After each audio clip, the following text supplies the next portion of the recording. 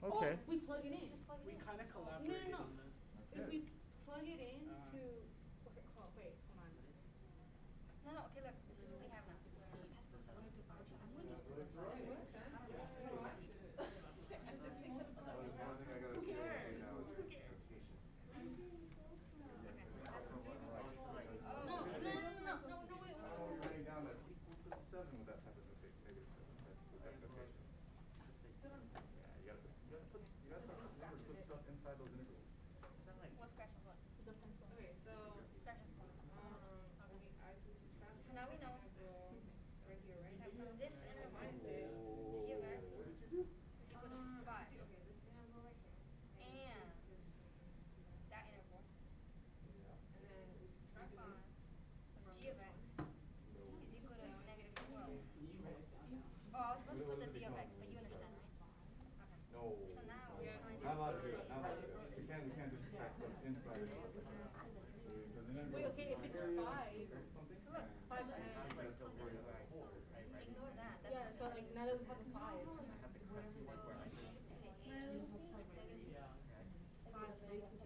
Switch it from.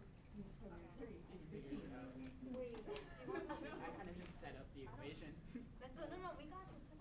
I'm confused. You're confusing me. You always I run. started- Put up. I'm trying to collaborate.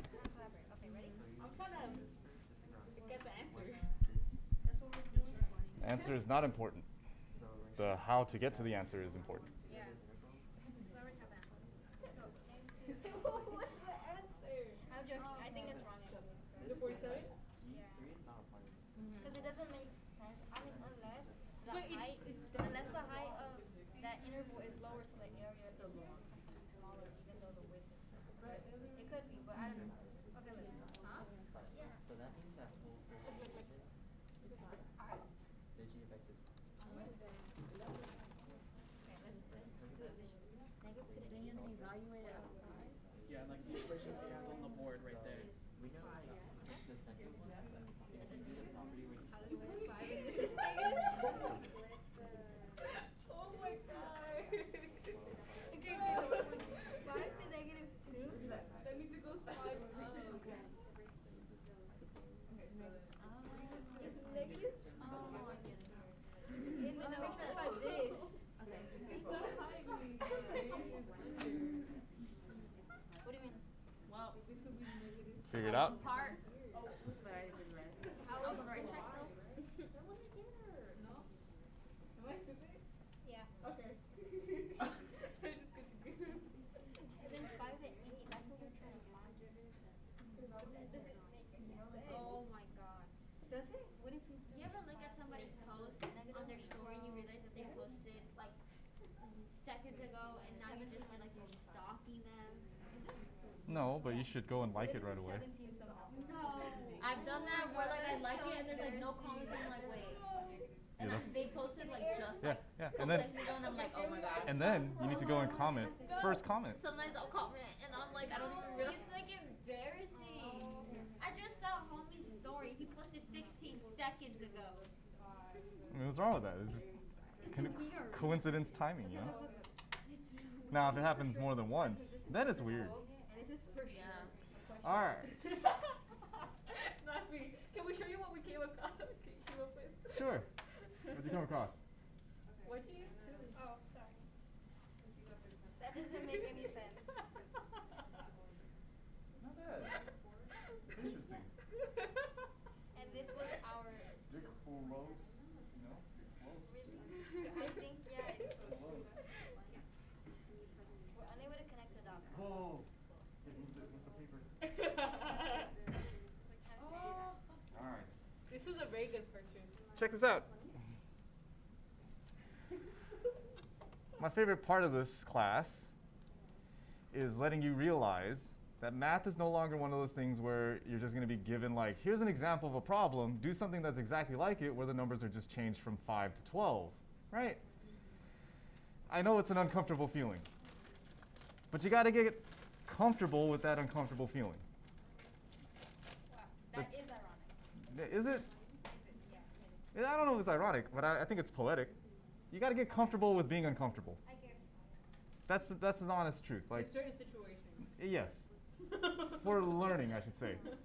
Not for other situations, but for learning in general, if you come across a problem and you're like, man, I don't feel comfortable doing this because it's not similar to what I've done in the past, you got to be okay with that, because that's majority of what math is going to be like from here on out.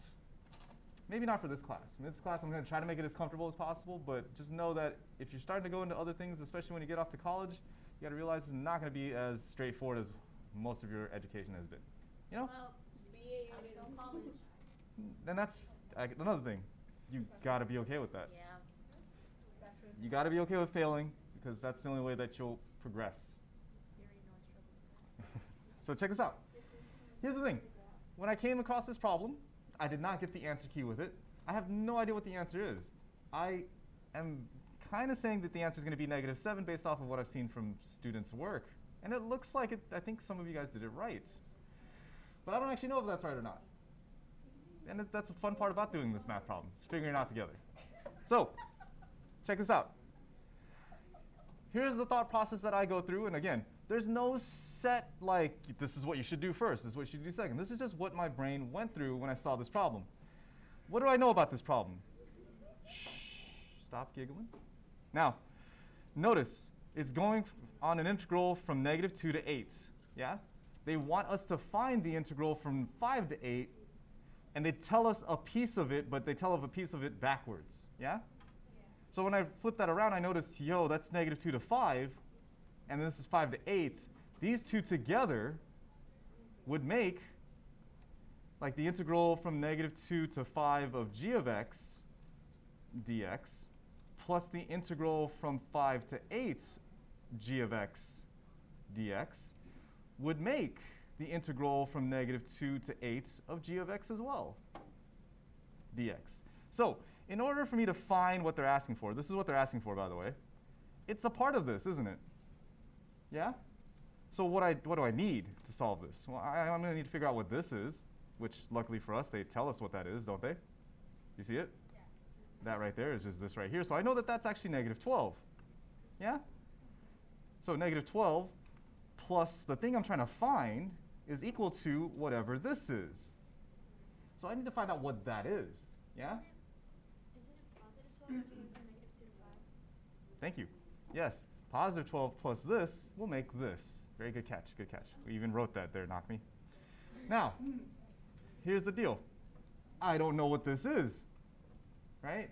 The integral from -2 to 8 of g of x by itself, dx. I have no idea what that is. So let's see what else they tell us. Out of this information, can I find out what the integral from -2 to 8 of just g of x dx is? Is that possible to find? And you'll see, like, they give me this for a reason, yeah? The g of x is in there. If I only had that without the 3 and without the 2, then I'd have my answer and I could just plug it in and solve for that missing space. But they don't tell us that, do they? They never do. So we're going to have to break this down with properties of integrals, yeah? You know that if you have a plus sign between two functions, this is a function, by the way. 2 is just a constant function, but it's still a function. You can split this off into two problems, yeah? I can split this off into the integral of -2 to the 8th of 3gx dx plus the integral from -2 to 8 of 2 dx. And this whole thing should equal to what? 35. Now, you'll look over here and you'll say, knock me, there's a coefficient right here. I can take that coefficient in front. I can write this as 3 times the integral of -2 to 8 of g of x dx. And hopefully you'll spot. That's what we're trying to find. You see it? This thing right here. If I knew that number, I'll be able to calculate that missing spot. And you'll see it. I need to find out what this value is, don't I? But I have a bunch of other stuff with it, don't I? I do have a 35, though. I know that this right here is equal to 35. I just need to know what the heck this is. Now, funny thing. If I gave you a warm-up problem, I said, yo, calculate. The integral from -2 to 8 of 2 dx, and you saw nothing else but this, how would you do this problem? Antiderivative, which is what, by the way?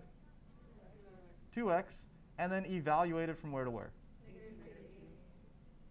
A lot of you are getting to that part, right? Doing this out right here, plugging that in, what do we get? 2 times 8 minus 2 times negative 2. So yes, 16. So this thing is equal to 20. So this right here, there's a lot of highlighting that's going to be going on in this problem. That right there, this part of the problem is equal to 20, isn't it? So plus this whole thing I can just replace with a 20. You see it? Now, I'm just trying to figure out what this is by itself. Now it becomes an algebra problem, doesn't it? Now you can start subtracting and dividing things. So let's subtract the 20 over. What do we get? 3 times the integral of negative 2 to the 8th of g of x dx is equal to 35 minus 20. What's that? Can I just divide by 3? Yeah. Yes, I can. Divide by 3, you end up with the integral of negative 2 to 8 of g of x dx. What is that equal to? Now, this is the thing I need you to get, because a lot of you got to 5, which is beautiful. I love the work that you got there. You got to 5. But you got to realize that 5 is not something you plug into x. That 5 is what you replace this entire integral with. Does that make sense? It's what the value of that integral from negative 2 to 8 of g of x is. That's what that whole work is. So that drawing I did over there, that's saying if I had an area underneath the curve from negative 2 to 8 is going to equal to 5. So with all that being said, you've done all this, and you can replace this whole thing over here with the number 5. So all that work, yeah? I'm going to shrink you down a little bit. Yeah, so I can get a little bit more space over here. Check this out. I'm telling you that 12 plus the integral from 5 to 8 of g of x dx is equal to what? Subtract the 12 from both sides. And what do we get the integral from 5 to 8 to be of g of x dx? That's your answer. You were So close. simple for no reason. You When were you very didn't explain close. it to me, I was like, bro. This is not as simple as I make it look to be. It is a very complex problem. It involves properties that involve an integral from something to something combined with an integral of something to something else, plus properties where you're adding functions together and have a coefficient in front of it. All those pieces were needed to do this problem. And here's the thing. There's no way you're going to do this just by sitting around and memorizing these patterns. It's just no way. It's like, how do we do this thing? The easiest way to do this is just for you to try them a bunch of times, right? And be uncomfortable with it. The more you do this, the more comfortable you get with being okay with not knowing how to do it. Does that make sense? I understand the feeling. If you come across a problem and you can't do it within, like, for some it's different, but for most people it's like a minute to 2 minutes, you shut down, right? We just got to get that to expand for more than at least 5 to 10. I want to say if you can get to 5 minutes and not give up on a problem, and you're legitimately trying, you're not just sitting there staring at the problem for 5 minutes, you're trying stuff for 5 minutes. And you're trying this and you're trying that and it doesn't work, that's a great start, okay? Once we can get to there and you feel uncomfortable and you get to 5 minutes, you're like, I've tried this for 5 minutes, and I tried this as well, and it didn't work, or I don't know where to go now, I'm still trying stuff. That's where I want to get you to. Once we can get to that part, you'll be ready to just start attacking problems no matter what. Now, I don't want to scare you off from this, but at one point in your educational career, you're going to come across a problem that you'll work on for days, and you won't get the answer. And you got to be okay with that. The first time was for me where I felt frustrated was not at 5 minutes, was not at 10 minutes. I think it was a class where I worked on one problem, and it took me and a group of us working in collaboration 3 hours after class on this problem, and we still didn't get it. And it was just one of those things like, okay, I got to go home. But you know what? I was exhausted, I was beat. It was just one of those things like, F, man, like, what the heck? I've never had this issue. You're going to experience that, okay? Maybe not in this class, but maybe you have in this class, but just realize you're not going to get it in 2 minutes. You're not going to get it in 5 sometimes. Might not even take 10. Okay? All right. I'm just trying to get you ready for this. If they all had like a complicated thing like the 3g of x or the 3g of x plus 2, they all had something like that, would you have to do the same process for all of them? Similar, yes. You got to find some way to break it up so that you can fit what you know into it. So this right there is pretty complicated, right? But Esther, if you break it down, I was able to figure out that pink piece on its own, right? Because I know how to do that integral. And then at the same time, this is the hard part, was realizing that this is what I needed. You see it? How did I know that I needed it? Well, the other pieces of information that was over here. So different people will do this differently, by the way. You didn't have to do it my way. Some people I've seen approach this problem where they take this blue and this yellow right here. They took that, and they just replaced the green with it. So they plugged it into here, and then multiplied by that 3 to both of them. And it'll work out the same way. The math is just going to be a little bit different, but you still get the same answer. It's one of the things that's actually kind of neat to try, like doing the same problem differently. But anyways, does that answer your question about that? Okay. All right. So those are some properties that you just kind of need to know, right? The pieces of them add up to make the whole, and also functions that are being added together. If this was not a plus sign and this was a minus, this thing would still be the same, but instead of a plus there, it would just be a minus. Okay? You guys okay? All right. Fun times, fun times. Yes? Not one of these, sadly. Not one of these. Because I need to start getting into these other methods of solving integrals now. Because you got the plus, you got the minus, you got the piecewises, right? You can break them up in pieces, and you can do those integrals pretty well. Before I get into this, though, let me give you a couple of these. Okay. Yeah. All right. I hope they're okay over there. So those properties, right, that you do need to know is basically the addition or subtraction property, right? You don't have to write this down because I think you already have this, right? If you have the integral of f of x plus or minus g of x dx, that's just equal to the integral of f of x dx plus the integral of g of x dx. Okay? So you gotta know that property. And then you know the other one as well, that's pieces, right? A to B, B to C, A to C. Okay? With that being said, you got the power formula for all the antiderivatives now, yeah? You know that if you do the integral of something that has a power, right? For example, the integral of x to the nth dx, we know that that's just going to be equal to what? X to the n plus 1, right? Whatever the power is, we add 1 to it, and then just divide by that new power. I've added a new thing, though. If there's no numbers on your integral, what do we have to make sure we include at the end of this? Plus c. Plus c. That way we ensure that we're covering all our bases. Yep, our general solution. That's right. That's right. We'll talk about that in a couple chapters, but the good thing that you know that word, general solution. All right. Other things that you need to know by heart are your trig derivatives and antiderivatives. I'll call these the trig formulas. Can we write this down? This one probably. Because, well, let's see. Do you know what the integral of cosine x dx is? Yeah, I'm gonna write this. What is it? Negative sign. Is it sine or negative sine? I think it's negative sign. Sign wouldn't Think sound about like what's the derivative of sine? No, Oh, no, cosine sine. is negative sign. The derivative of cosine is negative sine. What's the derivative of sine? Negative cosine. It's Cosine. Oh! Okay. So the integral of cosine then needs to be positive sine, right? This is the part that's trippy. What's the integral of sine x dx then?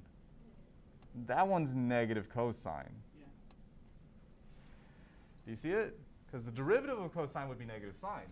So if you do the derivative of negative cosine, it comes out as positive sine. When I say the derivative, we want to go that way, right? So derivative of sine is cosine.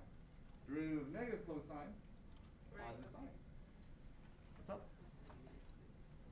Yeah. So we wanted to write the integral in front of the derivatives. Say that one more time. Once you do the antiderivative, the integral goes away. Okay. So like when I do the integral of 3x squared dx, for example, that just becomes x cubed plus c. Notice that the integral is gone. That process of you doing the antiderivative gets rid of that. What if we were to just leave the 3x cubed over 3? Is that fine, or do you Yeah, want that's us to fine. simplify? That's fine, but are you okay with it? You really okay with seeing this? Yes, but I would have to say 3x cubed over 3 and then simplify. Like, I have to see that step. Yeah. No, that's perfectly, yes. I thought you were going to leave it like this, like some kind of monster. No, but I'm okay with seeing that. I'm not okay with it. I mean, it's not wrong. It's just, if you start to plug numbers in, you got to do more math, because then you got to multiply by 3 and then divide by 3. Brandon? Is this like 6.1? It's continuation of it. What did we title 6.1? I don't even know. We didn't even Indefinite, title. indefinite integrals. So this We is didn't say the it was first page? 6.1. Did I not? You didn't even tell us the lesson. No. Oh, So is that I mean, I wrote it up here. how? 6.1. So is it from today or yesterday? Continuation. Nita? Yeah, but yesterday started with C. Even non-trig functions have a c. As long as there's no numbers here. See right here? Yeah. There's a plus c there as well. And that came from our beginning our lecture from yesterday, is that if I have any constant here, the derivative is the same. Yeah.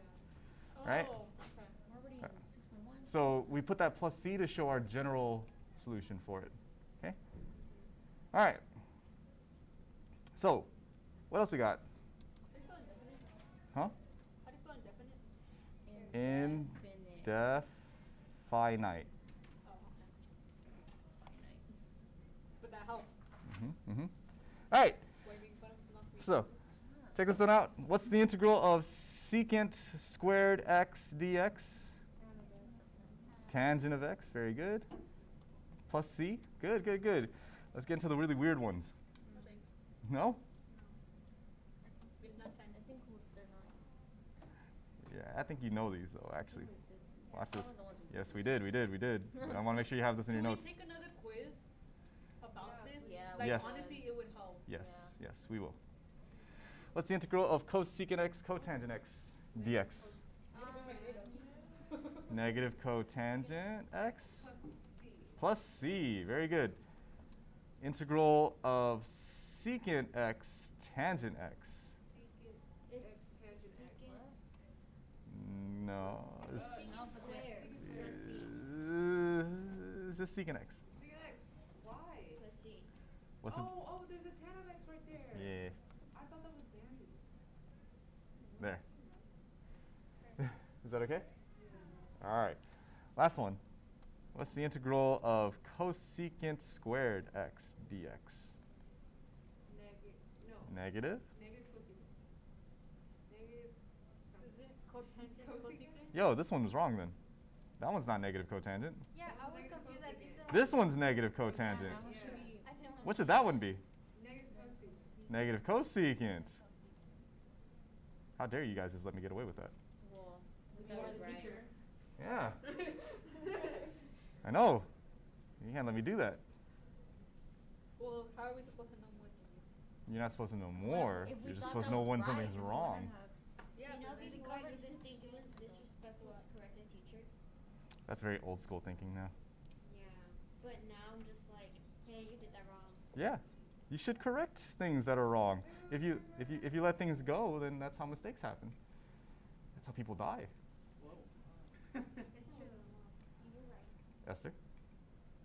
When, like, is it possible to have just like one value for the integral? Just like have like a and not b, or like b and not a? No. You have to have both. Integrals, remember, is the area from your start point to your end point. And if you just have one number for both of them, then there's no area. No, like one But if you number- just have one number only, it means nothing. Okay. It's- So yeah. like if they give you like one number, you would still They- have to see. They won't just give you one number. they have to give you at least both numbers or no numbers. Just one numbers mean nothing. No, I know. It was just. Oh, infinity is not a number, but it is a limit that you could put on there. That's BC, by the way. Do the integral from 2 to infinity, which ironically sometimes will equal to a number. What? Oh wow. Like the average? Wouldn't it just be infinity? Sometimes. Can it be undefined sometimes? Sometimes. Well, 2 to Could it be zero? Sometimes. Oh. Actually, Obviously there could be a number. yes, sometimes. Really? It could be I zero. thought it was just if A is equal to B straight. Yeah, that's one of them. But if you go from a to infinity and the function works a certain way, it could work out to zero. It's not as often, but it does. What's the hardest problem you've ever been given? It's in a class called abstract algebra. It's not like this at all. But yeah, that was one of the problems that took a couple days. One problem. This was in college or high school? College. Oh. It was already towards the end of my. And you had to like get it right or what? No, it was just a homework problem, and it had nothing to do with the test or anything. But it was Oh. just one of those things. It's just like we're taking this class to figure it out. Not that problem in general, just to figure out stuff in general. My favorite conversation I had was with that professor. I had that professor for 2 classes. One of them was number theory. Another class was abstract algebra. Both of which had problems that dealt with hours and hours of calculations. Not even calculations, just thoughts.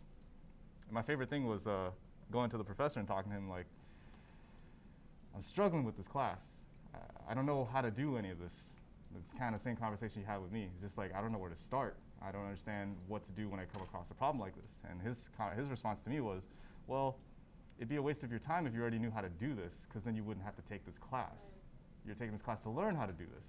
And that shook me for a second, because I was like, huh, never thought of it that way. I always thought it was like, you show me this stuff and I just know how to do it right away. But then if that's the case, then you wouldn't need a professor, you wouldn't need a teacher. You could just go read a book and you'll figure this out.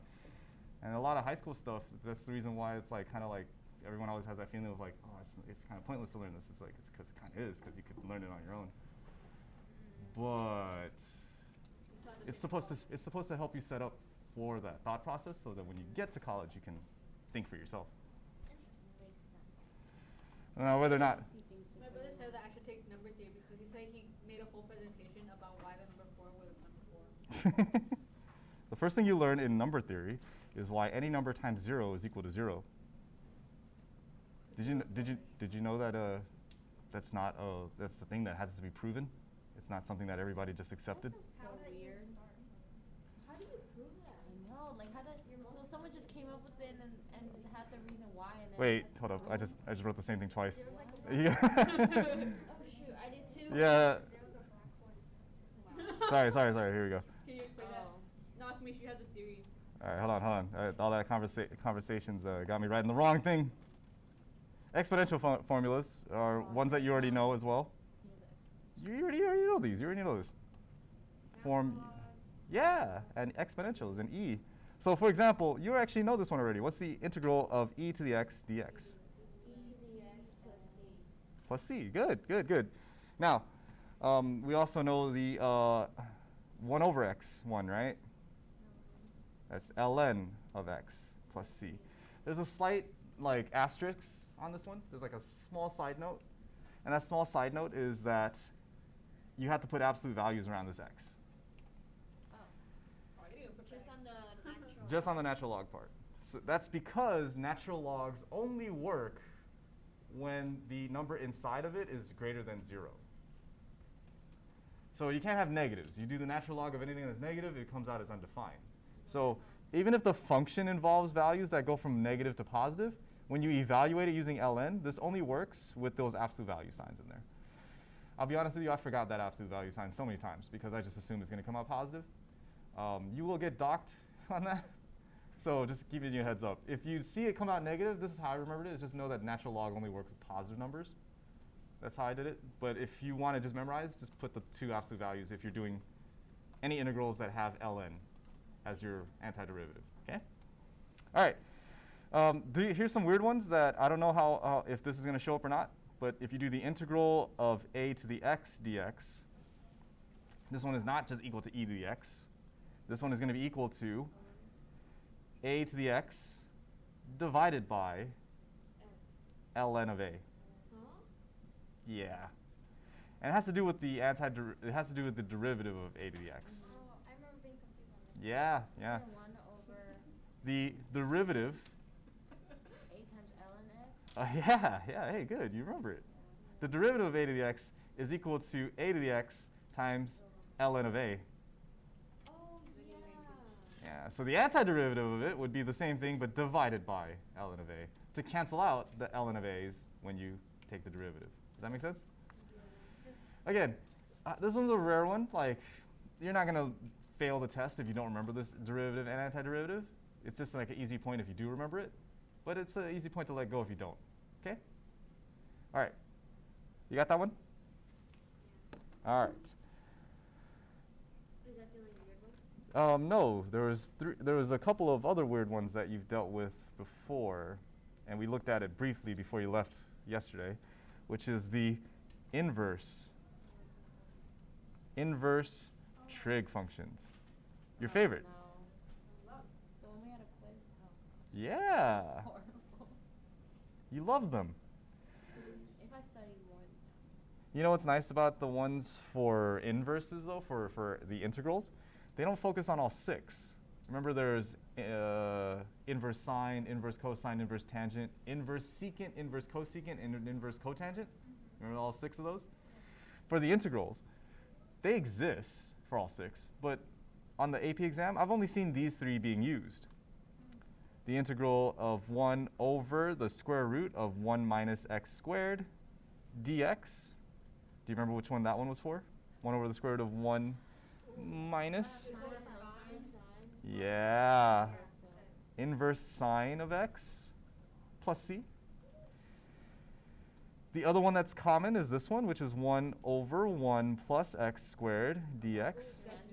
Good. Inverse tangent. Please don't just say tangent. Or you can say arctangent, your favorite, right? Arctangent. Oh, I like what's that game? Isn't there a game called Ark where it's like dinosaurs? Lost Ark. I don't know. My brother plays it a lot. Wait, no, that's the wrong game. It's just Ark. Yeah, it's like the dinosaur. My 32-year-old brother plays that. Oddly a specific thing to say. No, I know. I know, 32-year-old brother. No, I have, because I have a friend who's 38 who plays it. no. Okay, the thing is, my brother invests a lot of money in it for Mhm. no reason. That's the only game he'll play. Like, that's what got him into playing games on his phone. Are you shaming him for playing this game? Yes, because he doesn't go to work sometimes Uh-huh. because he's playing the game. I can get home from school Uh-huh. and he's there playing his game. I mean, does he, does it bring him joy? I don't know, because he's always frustrated. It's either cotangent or cosecant. It's cosine. It's not I mean, no, cosine. sorry. What's the hold on. It's cosecant or cotangent? Because one of them's negative and cosecant. It's secant. All of it. Are you sure? But I thought secant was the same thing as tangent. It's just. No, that would be cotangent. Oh, it's Cotangent. cotangent. There you go. Yeah. Very good, very good. Now, you're saying these other ones, cosine, cosecant, and cotangent, they exist, but they're just not as often. Now, the crazy part is this. The inverse cosine, the reason why they don't use it is because it's the same thing, but they put a negative on top of that 1, right? So you kind of just, since you're dealing with integrals, kind of just ignore the negative, or not ignore it, move it out of it, and deal with it as sine instead. It's just a little bit easier to do that way. Same thing with the tangent version and the secant version. Most of them will be some way, shape, or form of these. Okay? All right.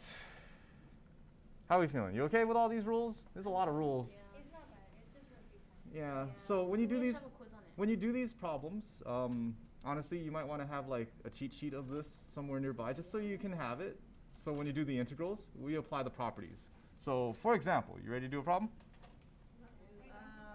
Well, ask your question. It'd be negative if it was secant, and it'd be negative if it was cosine, and then it'd be 1 plus x if it was Wait, what are you asking? for the antiderivative. For which one? Pick one. All of them. Pick one. So we can talk about what your question is. So for the tangent one, we would look at this. And what are you saying that would be modified? Just it'd just be 1 plus x, right? The integral of 1 plus x is not going to give us a trig function. X plus 1? Nope. I don't know. I'll actually that's actually part of today's lesson. It's actually easier if it's just 1 over x plus 1. Same thing with this. If it was just the square root of 1 minus x with no x squared, you don't need a trig function to do that integral. And we'll go over those techniques today on how to do those problems. But if you see a pattern that looks like this or looks like this squared, that's when you got to realize like, oh, it's going to be one of these trig functions. If it's not, then we have a technique that we're going to learn today. But we'll do that in a little bit. For right now, I want you to do this right now. Can you do this integral right here? What is the integral of, no. Yeah, why not? Let's just combine some properties together here. If I gave you the integral of, let's say, e to the x plus 2x minus cosine of x dx. Looks complicated. But it's, hopefully you realize it's not that bad. Hopefully you realize it's not.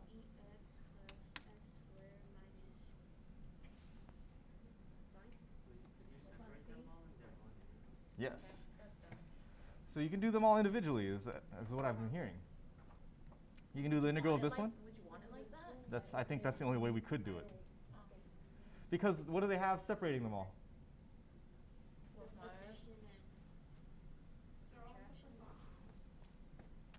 Check this out. There's addition and subtraction, so you could rewrite this as integral of e to the x dx plus the integral of 2x dx minus the integral of cosine x dx. Do you need to show this step? I don't, but it is something that's happening when you're doing these integrals with pluses and minuses. You can split them up and then just recombine them with addition and subtraction. So what's the integral of e to the x? e to the x plus c. What's the integral of 2x? X squared plus c. It's technically supposed to have plus c, and technically supposed to have plus c, and then this is going to be minus, what's the integral of cosine? Plus c. Yeah, there's a bunch of plus c's, aren't there? You know what's crazy? If you take a constant and add it to another constant and then add it to another constant, yeah, which is just still what? C plus c plus c is 3c, isn't it? But isn't 3c still a constant? Yeah. So it's still a constant. Wow. Couldn't we just do all of this instead of doing the steps? I know. Because I'm kind of lazy. I wouldn't want to like rewrite it all. Oh yeah, no, I'd never write this Just go step. straight into it. I would go straight from here to here. I wrote it down, and then you started writing that down, and then I deleted it, and then I had to rewrite it. So this is Sir, I I wish I could do this is just to help out with the understanding of it. Okay, so you can do it with the pluses and minuses. All right, you guys okay? No, sorry, Go ahead. the 3C, you kind of lost me on that. So this is a trippy idea to me as well, because honestly, if you add a constant plus another constant plus another constant, you realize that should be 3 constants, right? Or 3 times the constant. Yeah. But the problem is, I don't actually know if these constants are all the same. Oh. So I can't even write this because I don't know if this constant 1 is the same as this constant 2 or this constant 3. But either way, when you add up constants, you just get another constant. Like if you're saying 1 is 3, 1 is 7, and 1 is 12, the answer is still going to be... A constant. If that's too much for you, just realize you can just write 1 plus c to cover all the integrals, if you want to think of it that way. That plus c covers the general answer for all the integrals together. Oh, okay. Yeah. Is that a better way? I don't actually know if that's the official way, but it'll get you to stop asking questions. I'm just kidding. I'm just kidding. I'm just. Dang, Nafi, just put her in her place. Asking more questions. I'm just kidding. I'm just kidding. Can you give us the reason why 0 is the way it is? Why 0 is the way it is? Yeah. What do you mean? Like why things times 0 are... Oh, that proof? Yeah. You're gonna have to take that class. I'm not gonna spoil that. It's like spoiling the movie for you. No, I'm okay, pretty sure I got it. what if we're going to get a BA and not a... BA? Yeah, you have to take that class still as a bachelor's. Really? Yeah. Number theory is a bachelor's class. Oh man. Not only that, it's like your first junior class that you get into. So your freshman year and your sophomore year in college is still GEs mostly, and then like some like basic levels of what you're gonna major in. Calculus is one of the basic levels for like a lot of STEM classes. It's your freshman class. Okay, well, what if we're going in BA? A Bachelor of Arts? Yeah. What do you mean? Like, do we still need the STEM classes? Well, it depends on what your Bachelor of Arts is. Business. Probably not, but probably not. Okay. Me? Because there's Some So, stuff am I still probably gonna- involves. Am I still gonna need to take number theory or whatever it was? Only if you want to. See, but I don't want to waste money. It wouldn't be. You're already paying for other classes. I did one example problem just started your Wait, essay. really? All right. I did one example on one page, and now I'm starting Yeah. on a new page. Yeah, just start in the middle of it. No, look at that. That's disgusting. Why Why? would you want to start a lesson in the middle of a paper? Because you'll You save leave it. the title at the top. I Can you mean, explain this? I don't remember how to do Mine's that. fine. some other class, not in Should've the done middle an of this. example. I had space on the other one. All right. So, Use quick question. What is the derivative of e to the sine x? Oh, chain rule. Oh, beautiful use of words there. You got to chain rule this, don't you? Oh, inner outer. Yeah, what's my inner function? Sine x. What's my outer? E to the power of something. E to the something power. So, what's the derivative of this going to equal to? Cosine of x times. Cosine of x times E to the e to the Sine x. beautiful. E to the something. No, you're good. You're good. Stop Why there. is it sine of x again? What? Because it's the stuff that goes inside. Oh, okay. So that's the chain rule. This is the derivative of the inside. This is the derivative of the outside. Yeah. What did you? I was doing the power. Yeah. You don't have to do the Oh power. yeah, so. because with chain rule, it's you're multiplying out. Yeah. I So, forgot. not bad. Not bad. We got a function times another function out of it because that's what chain rule is. The derivative of the inside, right, times the derivative of the outside. Yeah. That's what we learned in derivatives world. We're in the new world where we're going backwards from derivatives, which we call integrals then, yeah? So, you know what's crazy? That means that if you do the integral of cosine of x times e to the sine x dx, do you know what that would equal? What's the antiderivative of this? E to the power of sine x. E to the power of sine x. How'd you do that so fast? We already have the answer, and it's just You know the Sine connection would between cancel, integral and and then Because, well, you could do all that canceling, or you could just realize the antiderivative of this is over here, right. That's right? Because the derivative of this goes this way. The antiderivative just goes backwards. And when you do the integral, you're just looking for the antiderivative, right? Which is crazy. So how do you check your work? Take the derivative of this. What would the derivative of this be? Now, notice, I told you, there is no multiplication rules for integral. There's no product rule for it, okay? And you'll see that right here. I can't just split this up into the integral of cosine of x, multiply it with the integral of e to the sine of x. Because, help me out here, what's the integral of cosine of x? Just sine of x. And I would multiply that with what? E to the sine of x, yeah? Does that equal to that? That doesn't work. So the product rule doesn't apply. But we are going to get integrals of products. We are going to get integrals of stuff that doesn't work with just the things we've done in the past. So we're going to have to figure out a technique to deal with this. You okay? The technique is called a U substitution method. U substitution is a method that helps us to do these integrals where they're not as clean. They're a little messy. Okay? And I'm going to give you the steps for it before I actually work it out for you. You guys like copying steps? Mm-hmm. Oh, should I not write down the steps? Yes, do it, please. Let's have the steps. Did you understand the problem again? Yes, step one, understand the problem. Sorry, did you start writing on? I was joking. So here are the steps for use substitution. Oh. 6 steps. First step is to determine which factor is a form of the derivative of the other. Now you look at that and go, what the heck? But if you look at the previous problem we just did, which was the integral of cosine of x times e to the sine of x. Step 1, if you look very closely, can you see that cosine was a derivative of sine? Do you see it? Yeah. That's the first step. Do you see a function that looks like a derivative of something else? In this case, you see it. Sine, cosine, sine, cosine. Yeah. Does that mean that it's chain rule? Yeah. So basically, the U substitution is a backwards technique for the chain rule. Then why don't they just put that? You need this because it doesn't work the same way as the chain rule. It's the backwards of it, but it doesn't work the same way. It's a little bit more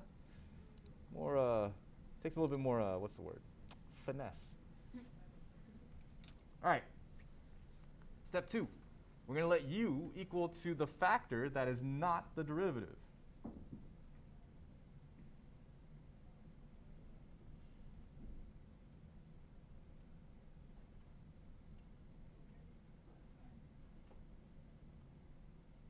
I have a question. Why does calculus exist? Oh, jeez.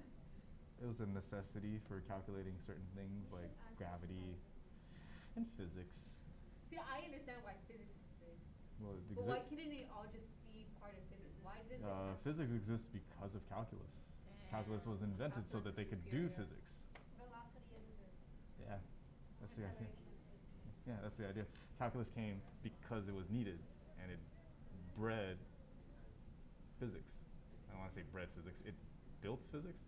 It was it neat. was the foundation So of physics? calculus is Yeah. like the most important math. I didn't take this class last year. I think the most important math is elementary school math, where you know how to add and subtract, so you can look at your Okay, not receipts that, and but add I mean everything like up. yeah. All right. Scan you 10 cents. You guys got the steps down or not yet? I just need 2 more steps. Okay, okay.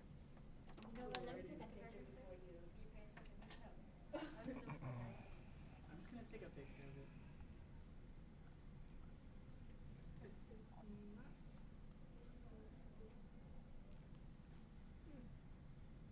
Got it? I'm just like trying to find real numbers. All those steps. Like that was easy. Yeah, you got all the steps? I'll just take Oh, pictures all and of them? record it. Oh my. Don't worry, I'll bring it back Oh up my in god, a there's second. a misspell. Where? Substitute the U form and The differential form. oh, I thought it's supposed to say from.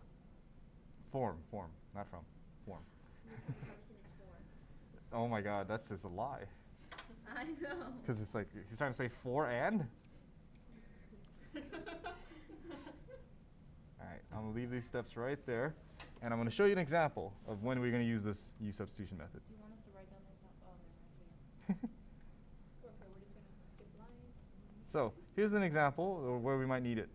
Let's say I have here the integral of 2x times the square root of x squared plus 1 dx.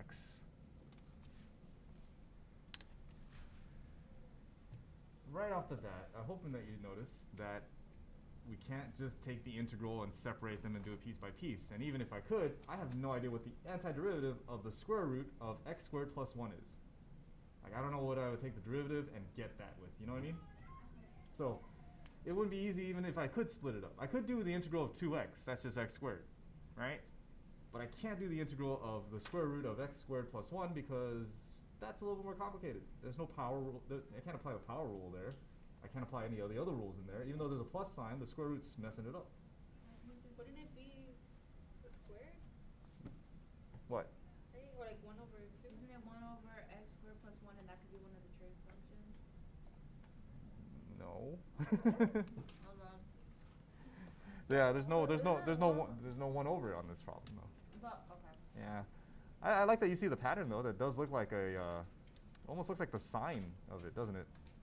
It would be 1 plus x squared would be signed, but it's not 1 over. Oh, right. It's not 1 over, so it's okay. So let's follow the technique here. Step 1, right? Determine which factor is the form of the derivative of the other. So do you see the two functions there? You see two functions? Hopefully you can. There's one function here. There's another function here. And if you really, really want to be nitpicky, there's a third function as well. The third function being the square root, right? And we'll deal with the square root later. The square root is not really going to help us that much because derivatives of square roots are kind of annoying. Now, out of those two functions, I got 2x and I got x squared plus 1. Does one of them look like the derivative of the other? Yeah. Can you see that? That 2x right there looks like the derivative of x squared plus 1, right? So, oh, I'm sorry. Now, so step 1, we found out which one's the derivative, yeah? Step 2, let u equal to the factor that is what? Not the derivative. Not the derivative. So which one's not the derivative? Yeah, but I'm not going to do for the whole square root, just going to do the inside, right? Because like I said, if I do the derivative of square root, it just gets messy. Because you have to have 1/2 that you have to do, and then you have the negative 1/2, right? So let's just do the inside part just to keep it simple for right now. So let u equal to the inside part, which is x squared plus 1. Yeah? Once I get there, I'm going to take the derivative of this. They tell us to find du. Du means just to take the derivative of this right here. The derivative of u is going to come out as du, okay? Derivative of x squared will be 2x dx. What's up? No. Well, yes, we will, but at the end of it. We'll deal with the plus c later. Go on. Dx over du. Yeah, I'm kind of shortcutting here. All right. Let me show you the official way. Technically, I'm going to take the derivative with respect to x to this entire thing. Yeah? Dx, derivative of u with respect to x is going to be du over dx. Derivative of x squared is going to be 2x, and then there's no dx because it'll be dx over dx. You see that? Dx's cancel, and I end up with this thing of du over dx equaling to 2x. But that's kind of messy because we're going to do some substitution. It's actually easier if you just have the du by itself. So it's technically du equals to 2x dx, which is what we end up with here. Now, the reason why I'm having you learn it this way is because the substitution part is going to be crucial for this. You ready? Check this out. I know this is a lot, but check this out. You see how there's a dx in this problem? I'm going to replace it with what dx is equal to based off of this substitution. So I'm going to solve for dx. That's step 3 still. I'm going to isolate that dx. Yeah? So isolating this, I divide both sides by 2x. And I end up with du over 2x is equal to dx. Okay? Are you following along? So guess what? I can replace this dx with du over 2x. Do you see that? Yeah? I can also replace x squared plus 1 with what letter? With the letter u, right here. I'm going to leave this alone, this 2x right there. Okay? Now watch what happens when I do this. I'm going to have here the integral of 2x, that should be in black, of 2x times the radical of what? U times du over 2x. Now what's going to happen with the 2x's? 2x and 2x cancel out, right? That's me doing step 4. I substituted in everything. I substituted in for u and I substituted in for dx, right? And I'm going to simplify this thing. So I cancel out the 2x's. I'm going to end up with the integral of the square root of u du. And I think you can agree with me. Isn't that a lot easier to look at than what we started off with? Yeah? I can actually integrate this because square root of u is just what? U to the 1/2 power du, which means I can just use the power rule, yeah? What's my power rule going to tell me? This is going to become u to the, not 1/2, u to the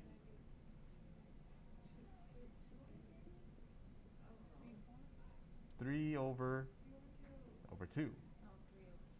Divided by 3/2, yeah? This, of course, all has a plus what? You're almost done.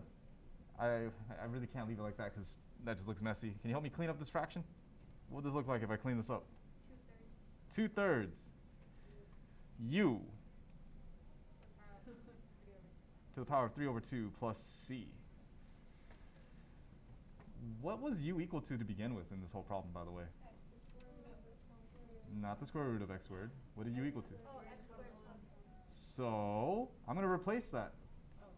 Because I know that u is actually equal to what? So this is technically equal to 2/3 times x squared plus 1 to the 3/2 plus c. That right there, remember, was the original thing we substituted out. We can plug it back in. But guess what? That's our antiderivative. Meaning, if you actually take the chance to sit down and take the derivative of this using the chain rule, do you know what you would end up with? The same thing. As what you started with. You'll end up with this. So this is the antiderivative. Wasn't that Yeah, fun? would it be negative Negative use? use. Or that's a multiplication. Like you're multiplying two lines Where? with u squared. Where's the u squared? Like on the one under the original. Wait, which? Oh, this? I thought it was the same. It's the square. All right, Steven, are you looking at this part? No, like the multiplication. I thought that was a subtraction. Oh, here? Yeah, that's multiplication. Sorry. I should have put that in parentheses. There you go. Use substitution in a nutshell. That was interesting. What is going on?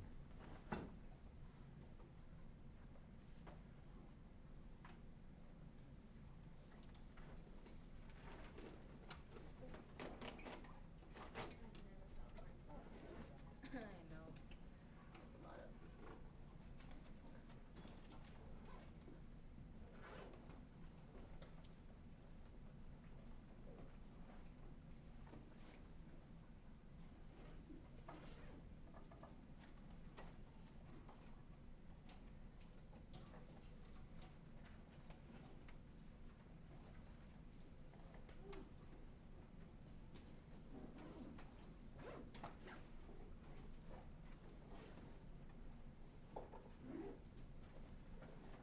All right.